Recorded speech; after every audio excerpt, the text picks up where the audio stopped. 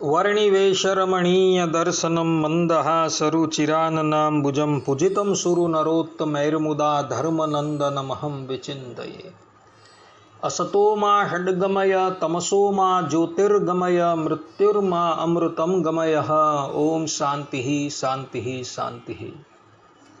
આજની જ્ઞાન સભાની અંદર પધારનારા બધા જ ભગવદ્ ભક્તોને વેદાંતાચાર્ય પુરાણ ઇતિહાસાચાર્ય એમ ફિલોસોફી શાસ્ત્રી રાકેશભાઈના હેતપૂર્વક જય સ્વામિનારાયણ। ભક્તો, ગયા વખતની જ્ઞાન સભામાં આપણે બધા શ્રીમદ ભાગવતના દસમ સ્કંદની કથા જે છે એ શ્રવણ કરતા હતા અને એની અંદર 46 અને 47માં અધ્યાય પર આપણે ચર્ચા કરતા હતા। એમાં 46મો અધ્યાય જે છે આપણે વિરામ આપેલો હતો અને 47મા અધ્યાયની અંદર આપણે પ્રવેશ કરેલો હતો। 47મા અધ્યાયની અંદર વ્રજાંગનાઓ ઉદ્ધવજીને લઈને રાધાજીની પાસે આવે છે। એ વખતે રાધાજી નિકુંજની અંદર બિરાજમાન હતા। ઉદ્ધવજી એમની પાસે આવે છે, એમને સાષ્ટાંગ પ્રણામ કરે છે। ગોપીઓ રાધાજીને કહે છે કે શ્રી કૃષ્ણએ આ ઉદ્ધવજીને દૂધ બનાવી આપણે માટે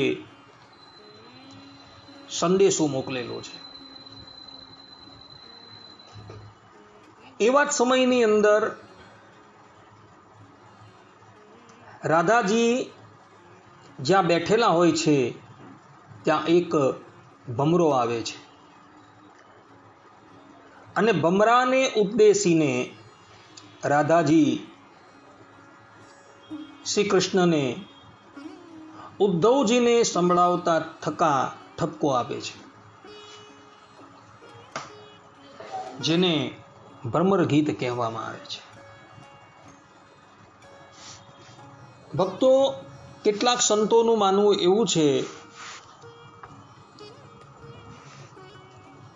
કે ઉદ્ધવજીનો વર્ણ જે છે એ પણ ભ્રમરના જેવો શ્યામ જ હતો, એટલે રાધાજી એમને ઉદ્દેશીને શ્રી કૃષ્ણને ઠપકો આપે છે, એવું પણ કેટલાક મહાત્માઓ કહી રહ્યા છે। અહીં શ્રીમદ ભાગવતની અંદર જે આ ભમર ગીત ગવાય છે ને એના દ્વારા રાધાજી શ્રી કૃષ્ણ ભગવાનને ઠપકો આપે છે, એની અંદર રાધાજીનું નામ લખેલું નથી, પરંતુ ગોપ્ય ઉવાચ એવું લખેલું છે। એટલે કે એક ગોપી બોલી।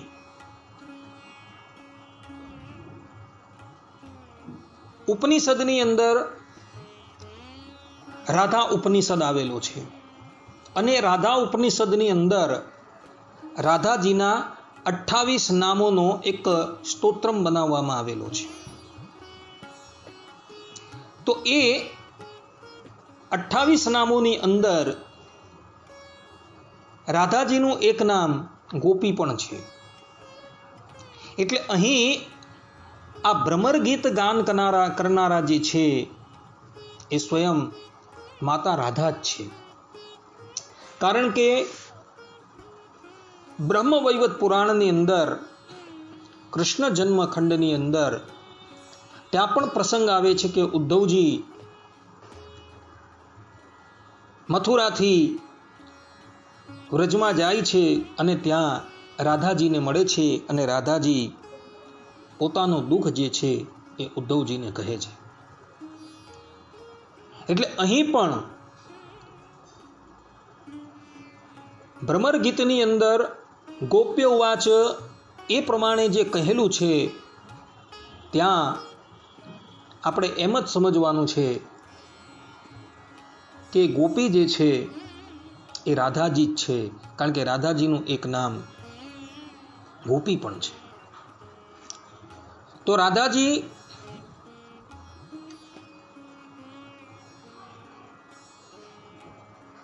ઉદ્ધવજીને ઉદ્દેશીને શ્રી કૃષ્ણ ભગવાનને ઠપકો આપતા થકા પોતે કહે છે, મધુપટિકી તવ બંધો મા સ્પૃશાંગ્રી સપત્ન્યઃ કુચવિલુલિત માલા કુંકુમશ્મશ્રુભીર્નઃ વહતુ મધુપતિસ્તન્માનિનીનાં પ્રસાદં યદુ સદસી વિદમ્બ્યં યસ્ય દ્યુતસ્વમેડ્રક. અર્થાત, હે મધુપ, તું કપટીનો મિત્ર છે, તેથી તું પણ કપટી છે. તું અમારા પગને અડીશ નહીં. ખોટા ખોટા પ્રણામ કરીને અમારી સામે વિનંતી વિનય ન કર.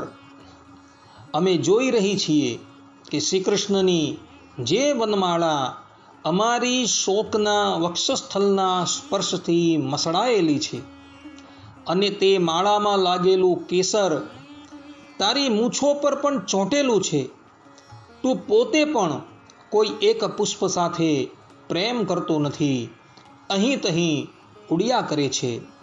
જેવા તારા સ્વામી એવો જ તું. મધુપતિ શ્રી કૃષ્ણ મથુરાની માનીની સ્ત્રીઓને ભલે મનાવ્યા કરે, તેમનો તે કુમકુમ રૂપી કૃપા પ્રસાદ જે યાદવોની સભામાં ઉપહાસ કરવા યોગ્ય છે, તે ભલે તેમની પાસે રાખે. તેને તારા દ્વારા અહીં મોકલવાની શી જરૂર છે? અહીં ગોપીઓ જે છે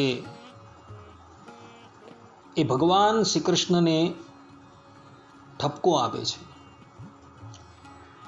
કારણ કે ભગવાન શ્રી કૃષ્ણ જે છે એ એમનો ત્યાગ કરીને મથુરા ગયા છે, અને મથુરાથી એમણે ઉદ્ધવજીની સાથે પોતાનો દિવ્ય સંદેશો મોકલેલો છે. પરંતુ એ સંદેશો સાંભળતા પહેલા જ રાધાજી જે છે એ ભગવાન શ્રી કૃષ્ણને ઠપકો આપે છે, અને ભમરને ઉદ્દેશીને કહે છે કે હે ભમર, જે પ્રમાણે તને એક પુષ્પ પસંદ નથી, તો કેટલો કાળ એક પુષ્પની ઉપર બિરાજમાન થઈ એનો રસ ગ્રહણ કરે છે, થોડી વાર રહીને એ પુષ્પ પરથી ઉડીને બીજા પુષ્પની ઉપર જાય છે, પછી ત્રીજા પુષ્પની ઉપર જાય છે. તે જ પ્રમાણે શ્રી કૃષ્ણ જે છે એ પણ અમારો ત્યાગ કરીને મથુરા ચાલ્યા ગયા છે. હવે એ મથુરાની સ્ત્રીઓને ભલે મનાવ્યા કરે,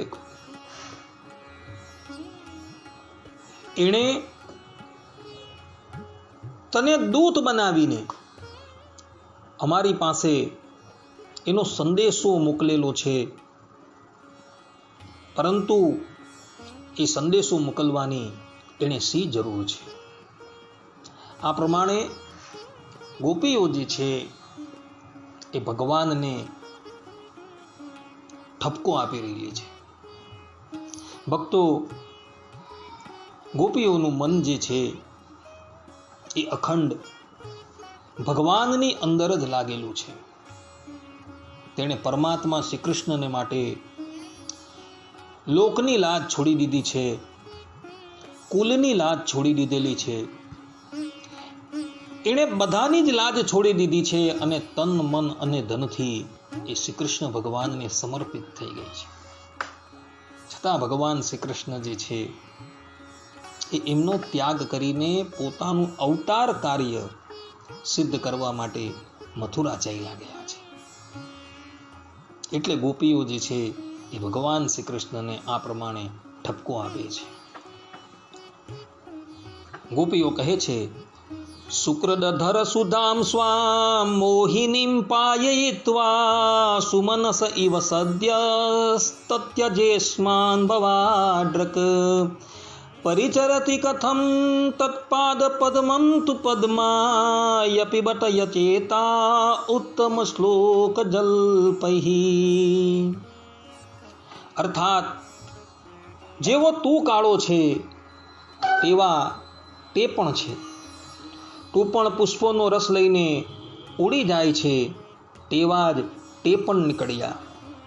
તેમણે અમને માત્ર એકવાર, હા એવું જ લાગે છે, માત્ર એકવાર અમને મુગ્ધ કરનારા અધરામૃતનું પાન કરાવ્યું હતું અને પછી ભલી ભોળી ગોપીઓને છોડીને તે અહીંથી ચાલ્યા ગયા.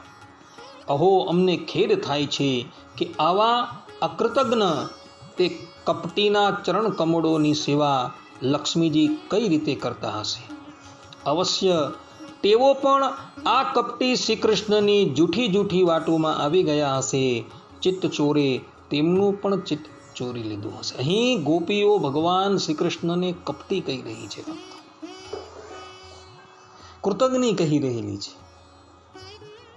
ગોપીઓના મનની અંદર એવું નથી, કેવલ વાણીની અંદર એ આ પ્રમાણે બોલે છે, પરંતુ વસ્તુતાએ એની અંદર એવો ભાવ નથી. ભક્તો, ગોપીઓની ભક્તિ જે છે એ માધુર્ય રસની ભક્તિ છે. માધુર્ય રસની અંદર પ્રિયા અને પ્રિયતમનો ભાવ હોય છે, કાંતા અને કાંતનો ભાવ હોય છે. અને એની અંદર આ પ્રમાણેની જે ભાષા જે છે એ અનુચિત હોતી નથી. કોઈક વ્યક્તિને એવું લાગે કે ગોપીઓ ભગવાન શ્રી કૃષ્ણને સાક્ષાત પરબ્રહ્મ પરમાત્મા જાણે છે, છતાં પણ એમને આ પ્રમાણે કપટી કહે છે, કૃતજ્ઞ કહે છે. પરંતુ એ લોકોને ગોપીની સ્થિતિનો ખ્યાલ નથી. ગોપીની ભક્તિ જે છે એ માધુર્ય રસની ભક્તિ છે. અને માધુર્ય રસની અંદર પોતાના પ્રિયતમને ઠપકો તમે આપો, અપશબ્દો બોલો, તો એની અંદર એ પ્રિયતમને આ બાબતની અંદર કંઈ ખોટું નથી લાગતું. ગોપીઓ અહીં ભ્રમરને ઉદ્દેશીને કહે છે કે જે પ્રમાણે તું શ્યામ વર્ણનો છે તે જ પ્રમાણે શ્રી કૃષ્ણ પણ શ્યામ વર્ણના છે. જે પ્રમાણે તું પુષ્પનો રસ લઈને ઉડી જાય છે અને બીજા પુષ્પની ઉપર જઈને બેસે છે, તે જ પ્રમાણે શ્રી કૃષ્ણ જે છે તે પણ તારા જેવા જ છે. એણે એક વખત અમને પોતાના અધરામૃતનું પાન કરાવ્યું અને પછી બોલી બાળી ગોપીઓને છોડીને એ મથુરા ચાલ્યા ગયા. અમને તો એ વાતનો ખેદ છે કે લક્ષ્મીજી એમના ચરણની સેવા કેવી રીતે કરતા હશે, પરંતુ પછાડથી અમે એ વાત જાણીએ છીએ કે શ્રી કૃષ્ણની વાણી જે છે એ અત્યંત મધુર છે. એ મીઠી મીઠી વાતો કરી લક્ષ્મીજીનું ચિત્ત જે છે એ પણ પોતાની તરફ આકર્ષિત કરી લેતા હશે. એ તે લક્ષ્મીજી જે છે એ પણ એમની વાતની અંદર આવી જતા હશે. ગોપીઓ કહે છે, કિમિહ બહુ સડંગ્રે ગાયસી ત્વમ યદુનામ અધિપતિમ ગૃહાણામ અગ્રતો ન પુરાણમ વિજય સખ સખીનામ ગીયતામ તત્પ્રસંગઃ ક્ષપિતકુચરુજસ્તે કલ્પયંતીષ્ટમિષ્ટઃ. ગોપીઓ કહે છે કે અરે ભ્રમર, અમે વનવાસી સ્ત્રીઓ છીએ, અમારે તો ઘર બાર પણ નથી. તું અમારી સામે યાદવ શ્રેષ્ઠ શ્રી કૃષ્ણના અતિશય ગુણગાન કેમ ગાય છે? આ બધું ભલા અમને મનાવવા માટે જ તો, પરંતુ નહીં, તે અમારા માટે કોઈ નવા નથી. અમારા તો જોયેલા જાણેલા બિલકુલ જૂના પુરાણા છે. તારી ચાપલુસી અમારી પાસે નહીં ચાલે. તું જા, અહીંથી ચાલ્યો જા, અને જેમનો સદા વિજય થાય છે તે શ્રી કૃષ્ણની મથુરાવાસી સખીઓની સામે જઈને તેમના ગુણગાન ગાયા કર. તે નવી છે, તે તેમની લીલાઓ ઓછી જાણે છે, અને અત્યારે તે તેમની પ્રિય બની ગઈ છે. તેમના હૃદયની પીડા તેમણે મટાવી દીધી છે. તે તારી પ્રાર્થના સ્વીકારશે. તારી ચાપલુસીથી પ્રસન્ન થઈને તને મોં માગી વસ્તુ અર્પણ કરશે. ગોપીઓ કહે છે કે હે ભ્રમર, અમે તો વનવાસી સ્ત્રીઓ છીએ, અમારે તો ઘર બાર કંઈ નથી, અમારી પાસે એવું કોઈ દ્રવ્ય પણ નથી. તો દ્રવ્ય વગરની એવી અમારી પાસે તો યાદવ શ્રેષ્ઠ શ્રી કૃષ્ણની કીર્તિનું ગાન કેમ કરે છે?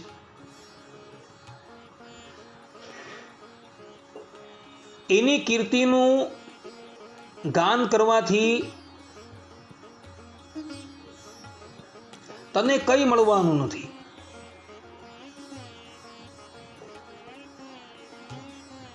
શ્રી કૃષ્ણ જે છે એ અમારે માટે કોઈ નવા નથી. 11 વર્ષ અને 52 દિવસ પર્યંત એ આ વ્રજની અંદર રહ્યા છે, અને એની બધી જ લીલાઓ જે છે એ અમે જોયેલી છે. કોઈ પણ લીલા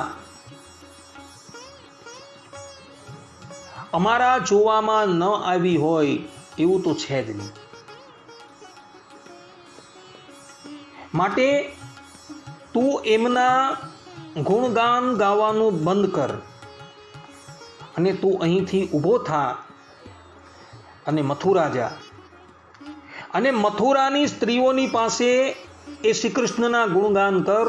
કારણ કે એ બધી સ્ત્રીઓ જે છે એ નવી છે, અને તારા ગુણગાનથી પ્રસન્ન થઈને એ તને મનોવાંછિત વસ્તુઓ જે છે પ્રદાન કરશે. માટે એ શ્રી કૃષ્ણની કીર્તિનું ગુણગાન તારે કરવું હોય તો તું એ મથુરાની સ્ત્રીઓની પાસે જા. અમારી પાસે એ શ્રી કૃષ્ણની કીર્તિનું ગાન તું ન કર. આ પ્રમાણે ગોપીઓ જે છે એ ભ્રમરને ઉદ્દેશી શ્રી કૃષ્ણને ઠપકો આપે છે. અર્થાત કે ઉદ્ધવજીને ઉદ્દેશીને જ એ આ બધી વાત જે છે એ કહે છે. ગોપીઓ કહે છે, દિવી ભુવી ચરસાયામ કા સ્ત્રિયસ્ત દુરાપહા કપટ રુચિરહાસ બ્રુવિજુંબસ્ય યાહ સ્યુઃ ચરણરજ ઉપાસ્તે યસ્ય ભૂતિર્વયં કાપી ચ કૃપણ પક્ષે યુત્તમ શ્લોક શબ્દઃ. અર્થાત હે ભ્રમર, તે શ્રી કૃષ્ણ અમારે માટે તરફડી રહ્યા છે એવું તું કેમ કહે છે? તેમનું કપટભર્યું મનોહર હાસ્ય અને ભ્રકુટીના ઈશારાથી જે વશમાં ન થઈ જાય, તેમની પાસે દોડી ન આવે એવી કઈ સ્ત્રીઓ છે? અરે ભ્રમર, અજાણ્યો ન થા. સ્વર્ગમાં, પાતાળમાં અને પૃથ્વીમાં એવી એક પણ સ્ત્રી નથી. બીજાની તો વાત જ શી કરવી, સ્વયં લક્ષ્મીજી પણ તેમના ચરણોની સેવા કર્યા કરે છે. પછી અમે તેમના માટે કઈ ગણતરીમાં? પરંતુ તું તેમને જઈને કહેજે, તમારું નામ તો ઉત્તમ શ્લોક છે. મોટા મોટા લોકો તમારી કીર્તિનું ગાન કરે છે, પરંતુ તેની સાર્થકતા તો એમાં જ છે કે તમે દીનજનો પર દયા કરો, નહીં તો કૃષ્ણ તમારું ઉત્તમ શ્લોક નામ અવાસ્તવિક બની જાય છે. ગોપીઓ કહે છે કે રે ભ્રમર, તું હમણાં આવી અમને કહે છે કે જે પ્રમાણે શ્રી કૃષ્ણ માટે તમે તરફડો છો તે જ પ્રમાણે શ્રી કૃષ્ણ જે છે એ પણ તમારે માટે તરફડી રહ્યા છે, પરંતુ તું એવું ન કહે. તેમનું કપટભર્યું મનોહર હાસ્ય અને ભ્રકુટીના ઈશારાથી જે વશમાં ન થઈ જાય, તેમની પાસે દોડી ન આવે એવી કઈ સ્ત્રી છે? ભક્તો, બ્રહ્માનંદ સ્વામી જે છે એ પોતાના કીર્તનની અંદર ગાય છે, ત્રિભુવનમાં એવી કોણ છે જે વસનવ થાય નાર જોઈને જીવું છું. ગોપીઓ જે પ્રમાણે કહે છે તે જ પ્રમાણે બ્રહ્માનંદ સ્વામી પણ પોતાના કીર્તનમાં ગાય છે કે ત્રિભુવનની અંદર એવી કઈ સ્ત્રી છે જે ભગવાનને જોવા માત્રથી મોહિત ન થઈ જાય, કારણ કે ભગવાનની રૂપ માધુર્ય જે છે એ એટલું બધું અદ્ભુત છે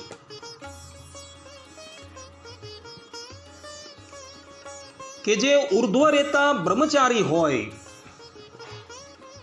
જેણે પોતાના મનને મારી નાખેલું છે, જેના મનની અંદર કોઈ પણ જાતનો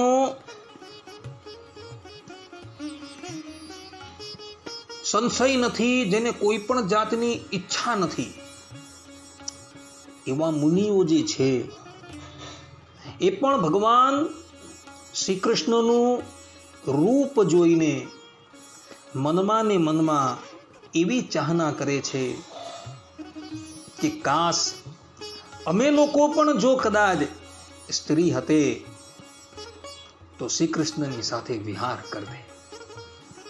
વિચાર કરો કે પુરુષની આવી સ્ત્રી, પુરુષની આવી સ્થિતિ છે, તો આ તો સ્ત્રી છે. આચાર્ય ચાણક્ય કહે છે કે પુરુષ કરતા સ્ત્રીઓની અંદર 8 ગણો કામ હોય છે. તો એવી કઈ સ્ત્રી છે કે આ શ્રી કૃષ્ણનું રૂપ જોઈને મોહિત ન થઈ જાય? સ્વર્ગમાં, પાતાળની અંદર, પૃથ્વીની અંદર એવી કોઈ નારી નથી કે જે શ્રી કૃષ્ણનું રૂપ અર્થાત કે પરબ્રહ્મ પરમાત્માનું રૂપ જોઈને મોહિત ન થઈ જાય. ભક્તો, ભગવાનના રૂપનું આકર્ષણ જ એવું છે. ભગવાન શ્રી કૃષ્ણના એક એક અંગોની અંદર એવું માધુર્ય છે કે જોનારા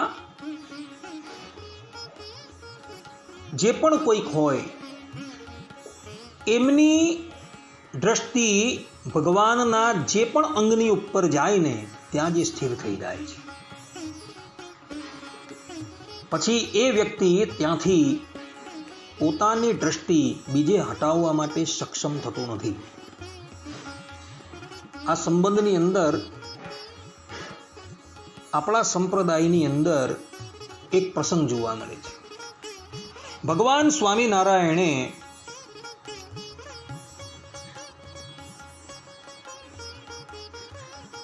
દુર્ગપુરની અંદર અન્નકૂટનો ઉત્સવ કર્યો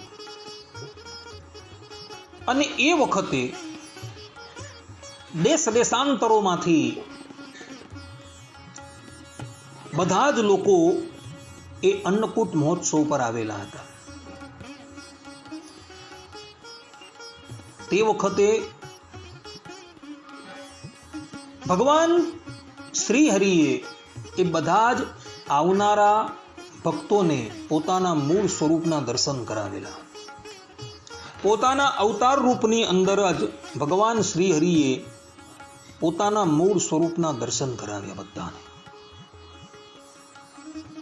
અને તે વખતે એ સભાની અંદર બિરાજમાન થયેલા બધા જ લોકોએ એ ભગવાન શ્રી હરિના મૂળ સ્વરૂપના દર્શન કર્યા. ત્યારે જે ભક્તની ભગવાન શ્રી હરિના જે અંગની અંદર દ્રષ્ટિ જે છે એ સ્થિર થઈ ગઈ, ત્યાંથી એ દ્રષ્ટિને બીજે લઈ જવા માટે અસક્ષમ થયો. અર્થાત કે ભગવાન શ્રી હરિના ચરણાર વિંદરની ઉપર જે ભક્તની દ્રષ્ટિ સ્થિર થઈ ગઈ, એ ભગવાનના મુખાર વિંદરની સામુ એ દ્રષ્ટિને લઈ જવા માટે સમર્થ ન થયો. આવું ભગવાન શ્રી હરિનું રૂપ છે. આ વાત સત્સંગી જીવનના તૃતીય પ્રકરણની અંદર લખેલી છે. જે પ્રમાણે પરબ્રહ્મ પરમાત્મા પોતાના શ્રીધામની અંદર અનંત ઐશ્વર્યથી યુક્ત બિરાજમાન છે, એ જ પરબ્રહ્મ પરમાત્મા જ્યારે ભૂતલની ઉપર આવે છે ત્યારે પણ એઓની અંદર એ ઐશ્વર્ય પરિપૂર્ણ જ હોય છે. અને કોઈક વખત ભક્તોની સામુ એ ઐશ્વર્ય જે છે એ ભગવાન પ્રકાશિત કરતા હોય છે, જેમ ભગવાન શ્રી હરિએ પ્રકાશિત કરેલું. ભક્તો, પરબ્રહ્મ પરમાત્માનું રૂપ જ એટલું બધું મનોહર છે કે સ્વયં કામદેવ જે છે એ કામદેવનું મન જે છે એ પણ મોહિત થઈ જાય છે. અરે ભગવાન શ્રી કૃષ્ણ સ્વયં મોહિત થઈ જતા હતા. શ્રીમદ ભાગવતના તૃતીય સ્કંધની અંદર કથા આવે છે, એની અંદર સ્પષ્ટ રૂપે લખેલું છે કે ભગવાન શ્રી કૃષ્ણ જ્યારે દર્પણની અંદર પોતાનું મુખ જોતા હતા ત્યારે ભગવાન પોતે મોહિત થઈ જતા હતા કે હું આટલો બધો સુંદર દેખાઉં છું.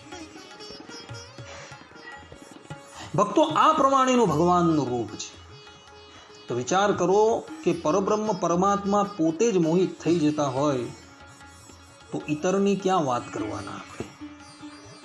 સ્વાભાવિક રીતે બધા જ મોહિત થઈ જવાના છે. એવું ભગવાનનું રૂપ છે. આવા એ પરબ્રહ્મ પરમાત્માની કીર્તિનું ગાન વેદોએ પણ કરેલું છે, ઋષિઓએ પણ કરેલું છે અને ભક્તોએ પણ કરેલું છે. ને એટલે માટે ભગવાન શ્રી કૃષ્ણનું એક નામ છે ઉત્તમ શ્લોક લીલયા. ભગવાનનું એક નામ ઉત્તમ શ્લોક છે. ગોપીઓ કહે છે કે હે પ્રભુ, તમારા આ નામની સાર્થકતા તો એમાં જ છે કે તમે દીનજનો ઉપર દયા કરો, નહીં તો કૃષ્ણ તમારું ઉત્તમ શ્લોક નામ જે છે એ અવાસ્તવિક બની જશે. અમે અત્યારે અત્યંત દીનજન છીએ. તમે અમારો ત્યાગ કરીને મથુરા જતા રહ્યા છો. તમારા વિયોગની અંદર અમારી સ્થિતિ જે છે એ જલ વગરના મીન જેવી થઈ ગઈ છે. માટે કૃપા કરી આપ આપના આ ઉત્તમ શ્લોક નામની લાજ રાખો અને તમે પુનઃ બ્રજની અંદર પધારો. ગોપીઓ આ પ્રમાણે કહી રહી છે. ગોપીઓ કહે છે વિસૃજ શિરસી પાદમ વેદ્મ્યહમ ચાતુકારે અનુનય વેદસ્તેભ્યેત્ય દોર્તે મુકુંદાત સ્વકૃત ઇહ વિસૃષ્ટા પત્ય પત્યન્ય લોકા વ્યસૃજદ કૃત ચેતઃ કિન્નુ સંધેયમસ્મિન. અરે મધુકર, જો તું મારા પગ ઉપર માથું ન મૂક. હું જાણું છું કે તું પ્રાર્થના વિનય કરવામાં, ક્ષમા યાચના કરવામાં બહુ કુશલ છે. એવું લાગે છે કે તે શ્રી કૃષ્ણ પાસેથી જ આ બધું શીખીને આવ્યું છે કે રિસાયેલાને મનાવવા માટે દૂતે સંદેશ વાહકે કેટલી ખુશામત કરવી જોઈએ. પરંતુ તું સમજી લે કે અહીં તારી દાળ ગળવાની નથી. જો અમે શ્રી કૃષ્ણના માટે જ અમારા પતિ, પુત્ર અને અન્ય લોકોને છોડી દીધા, પરંતુ તેમનામાં સહેજ પણ કૃતજ્ઞતા નથી. તે એવા નિર્મોહી નીકળ્યા કે અમને છોડીને ચાલ્યા ગયા. હવે તું જ બતાવ, આવા અકૃતજ્ઞની સાથે અમે શું સમાધાન કરીએ? તું હજી કહે કે તેમના પર શું વિશ્વાસ કરવો જોઈએ? ગોપીઓ અહીં કહે છે કે હે દૂત, જે પ્રમાણે અમે માન દશાની અંદર કોઈક સમયે શ્રી કૃષ્ણથી રૂઠી જતી હતી અને શ્રી કૃષ્ણ પોતાની મીઠી મીઠી વાણીથી અમને મનાવવાનો પ્રયાસ કરતા હતા અને કોઈક વખત તો અમારા પગ પણ પકડી લેતા હતા, તે જ પ્રમાણે તું પણ છે. લાગે છે કે તને પણ એ શ્રી કૃષ્ણએ શીખવાડીને મોકલેલો છે. એટલે જ તો તું અહીં આવીને અમારા પગ પકડે છે અને અમને મીઠી મીઠી વાણીથી મનાવવાનો પ્રયાસ કરે છે. પરંતુ તારી દાળ જે છે એ અહીં ગળવાની નથી. અમે શ્રી કૃષ્ણને માટે લોકની લાજ છોડી દીધી, સંબંધીઓનો ત્યાગ કર્યો, બધાનો જ ત્યાગ કરી દીધો. પરંતુ એ શ્રી કૃષ્ણ જે છે એ કૃતજ્ઞ છે. એવો અમારા આ ત્યાગને કંઈ પણ માનતા નથી અને અમારો ત્યાગ કરીને એ જતા રહ્યા છે. જાણે એ નિર્મોહી છે. જે પ્રમાણે નિર્મોહી લોકો હોય એને જગતની કોઈ પણ વસ્તુ જે છે એ પોતા તરફ આકર્ષિત કરી શકતી નથી, તે જ પ્રમાણે એ શ્રી કૃષ્ણ જે છે એ પણ જાણે નિર્મોહી હોય એ પ્રમાણે અમારો ત્યાગ કરીને એ ચાલ્યા ગયા છે. માટે હવે તું જ બતાવ, આવા કૃતજ્ઞની સાથે અમે શું સમાધાન કરીએ? અમે એમના પર વિશ્વાસ કેવી રીતે મૂકીએ? કદાચ એમના પર વિશ્વાસ મૂકીએ અને પુનઃ એ અમારો વિશ્વાસઘાત કરે તો? આ પ્રમાણે ગોપીઓ જે છે એ અહીં પણ ભગવાન શ્રી કૃષ્ણને ખૂબ ઠપકો આપી રહેલી છે અને ભગવાન શ્રી કૃષ્ણને કૃતજ્ઞ તથા વિશ્વાસઘાતી કહી રહી છે. ભક્તો, ગોપીઓના મનની અંદર એવું કંઈ નથી, પરંતુ વિયોગની દશાની અંદર જે પ્રમાણે કાંતાજી છે એ પોતાના કાંતને ન કહેવાના વચન કહે છે, તે જ પ્રમાણે ગોપીઓ જે છે એ પણ અહીં શ્રી કૃષ્ણ ભગવાનને ન કહેવાના વચન કહે છે. ભક્તો, એ વિયોગની પરિભાષા જે છે ને, એ જેને એ વિયોગનો અનુભવ થયો હોય ને એ જ જાણી શકે છે. બીજાને એ વસ્તુ જણાતી નથી.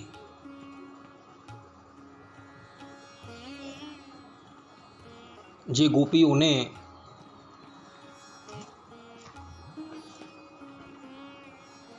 શ્રી કૃષ્ણના વિયોગની અંદર એક એક ક્ષણ જે છે એ યુગ જેવી લાગે છે. ત્યાં લગીન કે શ્રી કૃષ્ણના દર્શનની અંદર આ પાપણ જે છે એ પાપણ પણ એને વિઘ્ન કરનારી લાગે છે. અને એટલી માટે એ બ્રહ્માજીને પણ કોસે છે કે ધિક્કાર છે કે જેણે આ પાપણ બનાવી, કે જે પાપણ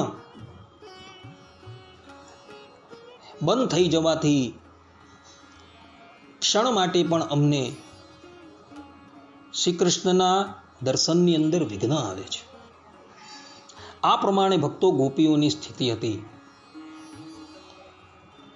કે જે ગોપીઓ એક ક્ષણ માટે પણ ભગવાન વગર રહી શકતી ન હતી. અને આજે એ શ્રી કૃષ્ણ જે છે એમનો ત્યાગ કરીને મથુરા ચાલ્યા ગયા છે. તો ગોપીઓ આવા શબ્દ કેમ ન બોલે? એને બોલવાનો અધિકાર છે, કારણ કે એની ભક્તિ જે છે એ પ્રમાણેની છે ભક્તો. માટે ગોપી જે અહીં ભગવાનને આ શબ્દો દ્વારા જે કોસી રહી છે, એમાં એનો કોઈ પણ જાતનો વાંક નથી. એ આ શબ્દ બોલે એમાં એનો કોઈ પણ જાતનો અપરાધ નથી. આ પ્રમાણે ગોપીઓ જે છે એ ભગવાનને ઠપકો આપી રહી છે. અહીં આપણે સમયનો અભાવ હોવાથી આપણી આ કથાને અહીં વિરામ આપીએ છીએ. હવે પછીની કથાની અંદર પુનઃ આપણે ભ્રમર ગીત જે છે એ ભ્રમર ગીતની કથા જે છે એ અવલોકન કરશું. ત્યાં લગીન બધા જ ભગવદ ભક્તોને હેતપૂર્વક જય સ્વામિનારાયણ. સર્વે સંતો નિરામયઃ, સર્વે સુખીનો ભવંતુ, સર્વે ભદ્રાણિ પશ્યન્તુ, મા કશ્ચિત દુઃખ ભાગ ભવેત. અસ્તુ. જય સ્વામિનારાયણ.